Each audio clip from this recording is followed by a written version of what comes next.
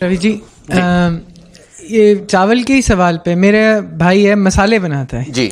उसने बताया शायद 2,500 या 500 रुपए पर प्रोडक्ट, जी। 50-60 प्रोडक्ट्स हैं मसालों के, जी। उसको हलाल सर्टिफाइड करना पड़ता है। जी। मगर वो हिंदू है तो वो मुस्लिम चेन में कैसे आएगा? उसने तो बस पैसे दिए हैं हलाल सर्टिफिकेशन के लिए, एक्सपोर्ट के लिए। एक्सपोर्ट के लिए दिए हैं। मुस्लिम चेन में ऐसे आ रहा है कि पहले तो आप उसके झंडे के तले आ गए। मतलब लेट्स नॉट अभी इसमें इकोनॉमिक्स पे नहीं में आ रहा, मैं सिर्फ ये कह रहा हूं उसके झंडे के तले आ गए। दैट मीन्स इस्लाम का पहला वो पूरा हो गया कि सबमिशन में आ गए। नाउ यू हैव एग्रीड कि मैं इस उससे चलूंगा। दैट इज पहले तो ये मॉरल विक्ट्री हो गई, ठीक है ना। दूसरा, अब वो जो कर रहे हैं वो उसके ऊपर कुछ फीस दे रहे हैं, ठीक है ना। वो फीस किसको दे रहे हैं? वो जो सर्टिफिकेशन अथॉरिटी है वो हिंदू की नहीं है, वो मुस्लिम ऑर्गेनाइजेशन है, उसको फीस जा रही है। अभी ये जो हम 500 रुपया फीस समझ रहे हैं, ये 500 रुपए का मतलब ये हुआ, 500 रुपया तो उन्होंने अगर 36 मसाले लगाए तो 18,000 फीस हो गई, ये तो उन्होंने फीस दी।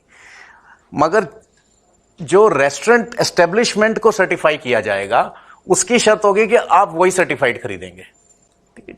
इसका मतलब क्या हो गया कि वो एक पूरी चेन डेवलप हो रही है। और अभी जैसे बाबा रामदेव जी की मैं बात कर रहा हूं, डाबर की बात कर रहा हूं, अभी उनके ऊपर कोई ऐसी कंडीशंस नहीं है कि आप 100% मुसलमान को एम्प्लॉयमेंट देंगे, इतने को देंगे। ये वेवर है टिल द टाइम वो कंडीशंस आती हैं। मतलब जब आप 2% हैं, 3% हैं, तो आप बड़े एक शांत सोसाइटी की तरह, अब्दुल भैया से अच्छा गली में कोई भैया नहीं होगा, ठीक है ना। हर लड़की को वो शाम को छोड़ के आएगा। अगर वो कहीं जा रही होगी, तूने चुन्नी क्यों नहीं पहनी, चल मैं तेरे को छोड़ के आता हूं, और आप बड़े खुश होंगे कि अब्दुल भाई जो है गली की हर लड़की का ध्यान रखता है।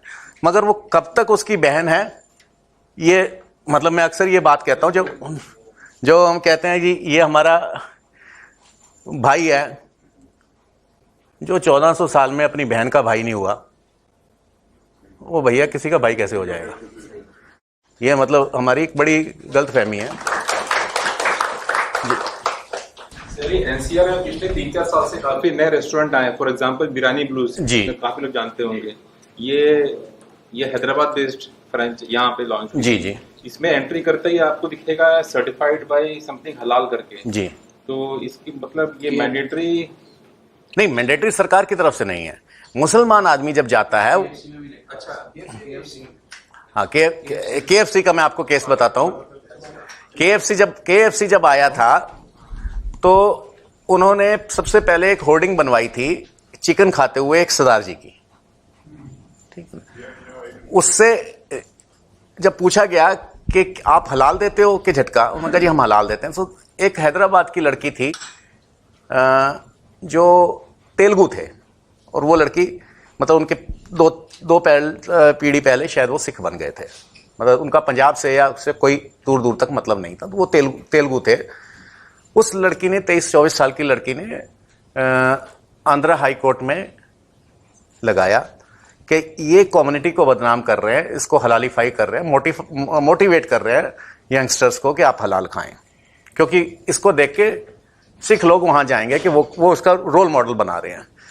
तो उसके ऊपर कोई इन्होंने पूरे KFC का प्लान था कि हर हाईवे के ऊपर, यानी कोई उनके 50,000 से ऊपर होर्डिंग्स बन चुके थे, पूरे बड़े होर्डिंग्स जो हाईवे के इधर से उधर तक जाते हैं, मतलब this point two that point. वो 50,000 होर्डिंग्स उनके बने हुए नीचे रह गए।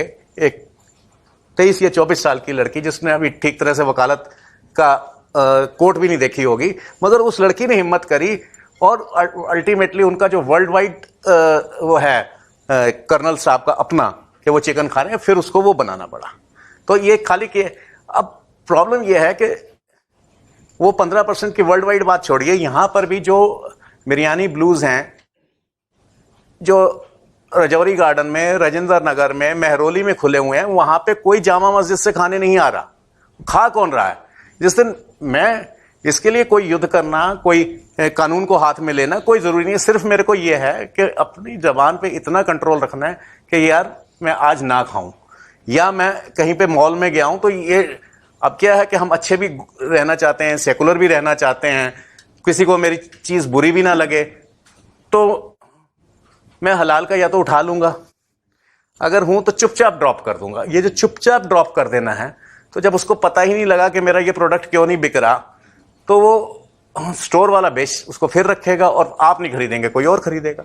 सो हमारा ये रहता है कि बहुत सारे मेरे वेजिटेरियन फ्रेंड्स हैं जो एयरवेज में जाके पूछते हैं कि हलाल है कि झटका है, कि साहब ये हलाल है, कि सॉरी मैं नहीं खाऊंगा। तो एटलीस्ट वो आवाज जब तक नहीं पहुंचेगी और वो बड़े पैमाने पे नहीं पहुंचेगी। तो रेस्टोरेंट से हम पूछ सकते हैं झटका सर्टिफिकेट क्यों नहीं है, ये पूछ रहा हूँ। एग्जैक्टली रेस्टोरेंट से क्यों जी, आप ये बिल्कुल पूछ सकते हैं। और जब तक आप ऐसा नहीं पूछेंगे तब तक झटका सर्टिफिकेट, क्योंकि वो हलाल सर्टिफिकेट पूछता है, देखता है, तभी वो जाता है। इसी से वो इंडस्ट्री मैंने कुछ